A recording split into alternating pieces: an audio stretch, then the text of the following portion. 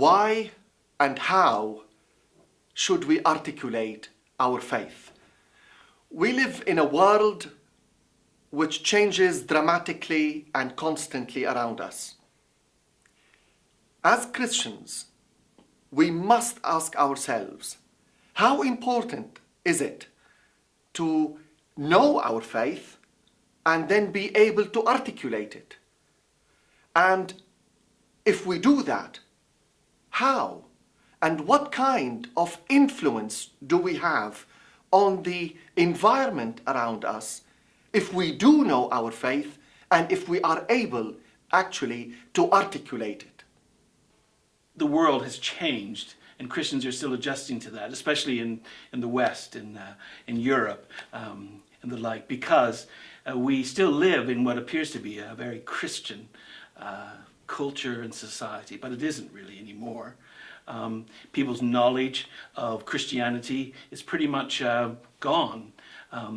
Most people now know who Ronald McDonald is, but they don't know who Jesus Christ is. Many people have a Bible, but they never read it, and now many homes don't even have a Bible. So biblical literacy, awareness of Christianity has all demised in our culture and society. And Christians, I think, are still coming to terms with the fact that we live in what some people call a post-Christian culture and society. And therefore, you can no longer make the assumptions that the person sitting next to you on the bus or on the airplane or in the grocery store queue, that they know about your faith and belief. So that's a real challenge, that things have changed so rapidly. Expressing myself freely in different parts of the world means different things. I do value being able to express my faith as I see it and I believe it, but at the same time,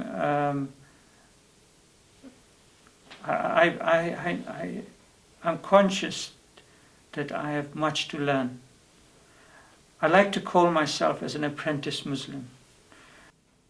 We live in Europe in a secular society. This does not apply to other parts of the world, like the Middle East, for example, where I come from, or North America, the United States or Canada, because each region of these have different understanding of the relationship between faith and context, faith and culture. In Europe, we live in an increasingly secular, and not only secular, but atheistic secular environment. What do I mean by that? I mean secularism in Europe tends to be anti-religion.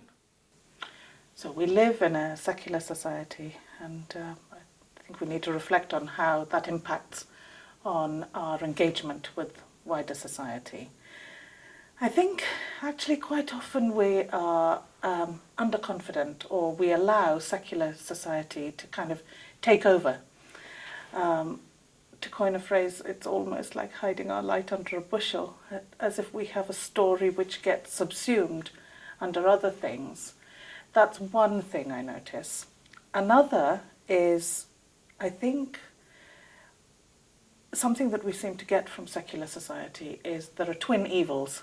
One is cynicism, and the other is suspicion. Suspicion of something different or something to do with faith, spirituality, confessing of faith, claiming God. So there's suspicion around that, especially if it's other than my own. And the other thing is cynicism. We've been here before, we've seen this before, we've done it before, that won't work. And I think actually as people of faith, we've got to we live as people of hope. And that's the biggest contrast.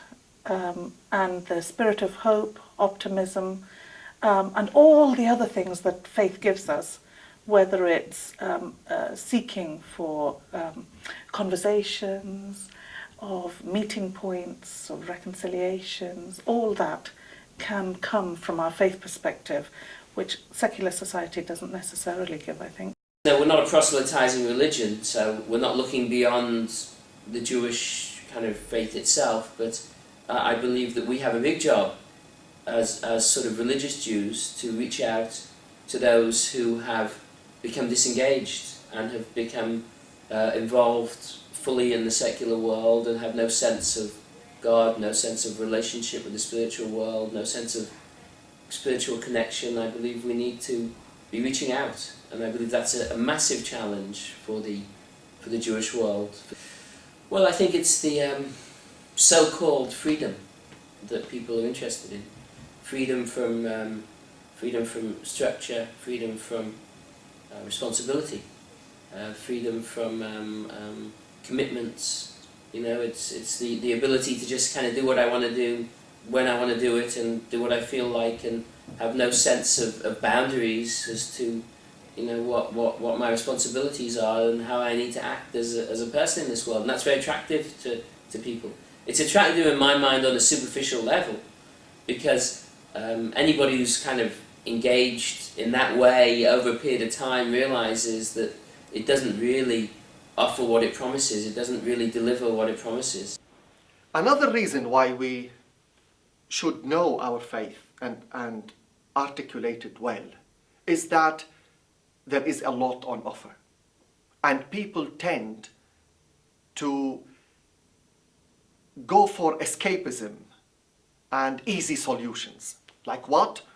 Like cult films, like we have Star Wars and vampires and Lord of the Rings and Harry Potter and you name it. I think certainly the whole celebrity culture today is very prominent and seemingly at one level very attractive. I think particularly for younger people who are growing up, they look for role models in life. If there has been problems within their family or within their wider circle of friends, then to have potentially a route through which one can find some fulfillment yourself through somebody else's life seems to be at one level quite attractive. However, in reality, I think so often the celebrity culture is found wanting, and we see this time and time again with so-called celebrities being almost quite desperate not to be that celebrity because of all the pressures that brings upon their own life. And in a sense, rather than seeking to deflect people away from seeking that celebrity lifestyle for themselves, I think it's about enabling people to find a fulfillment in their own lives, in their own place where they are, because otherwise there are many, many disappointed people. There's a sense in which I think the seeking after the celebrity status or culture is almost a spiritual journey in a sense that could be identified. But it's a spiritual journey with a very vacuous and a very unfulfilled future. So all these plus the spiritual cults that they exist around us, and they are very articulate and they are very influential with a lot of money to spend on marketing. How do we protect ourselves? By being confident in what we believe in, and we are able to share it, articulate it, and make it part of our lives. Let's ask the question in a different way. Why do we need to communicate our faith? Why is our faith, or should our faith be communicative? First of all, let's see what faith is not. That will shed a lot of light on what faith is actually. Faith is not an intellectual exercise. So don't think that if you go to a Bible study and you engage intellectually with a passage from the Bible, you are sharing your faith. No, it's one side we should look after. Second, faith is not a private matter, so that we share it only with the close friends and push the rest of the world away from, because this is my faith. No, because faith is part of my identity. So I'm not ashamed to say I am Syrian, for example. Why should I be ashamed of saying I'm Christian? What faith is not also is not a switch on, switch off computer. So when we need God, we rush and fall on our knees and, God, I'm in crisis, please help me. And I want this, I want this, I want this. It's not a shopping center, it's not a computer. So all that, what is not, what faith is not, should point at what faith is actually. Like what? Faith is a relationship.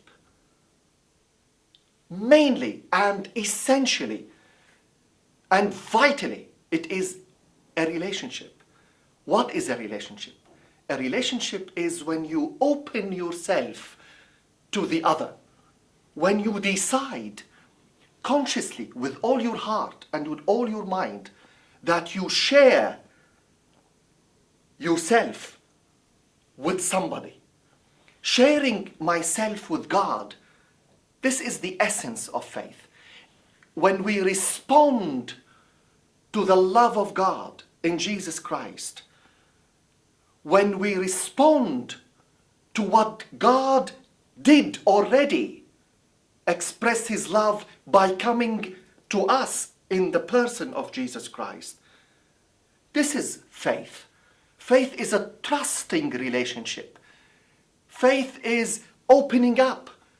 Faith is being vulnerable to God so that God works in us through our vulnerability, so that our weaknesses through God become points of strength.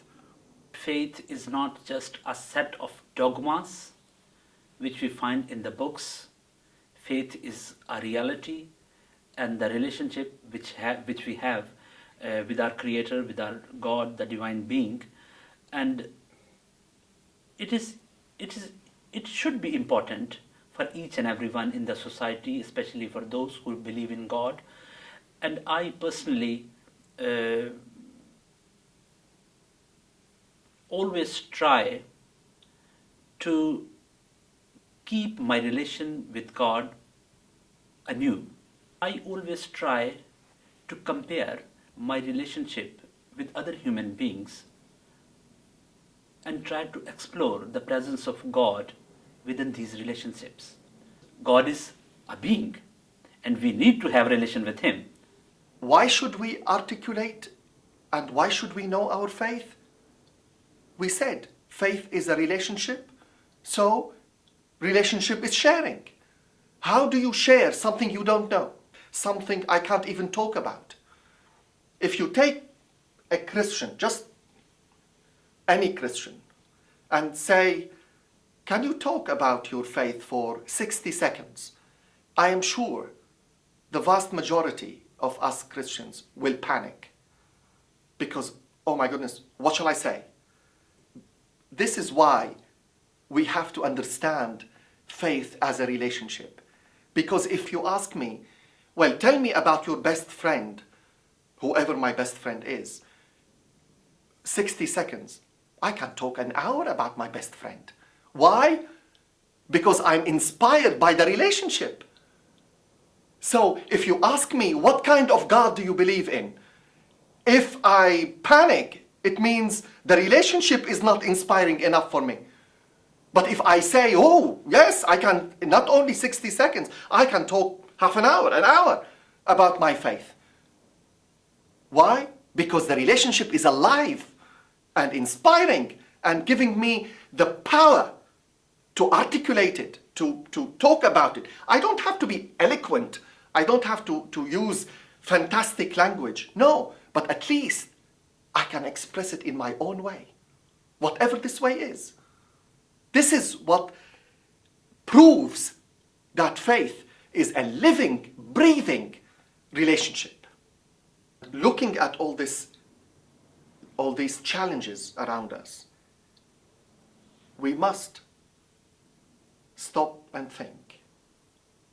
and ask ourselves in our own culture, in our own context, in our own little environment, what is preventing me from knowing myself better, my faith better?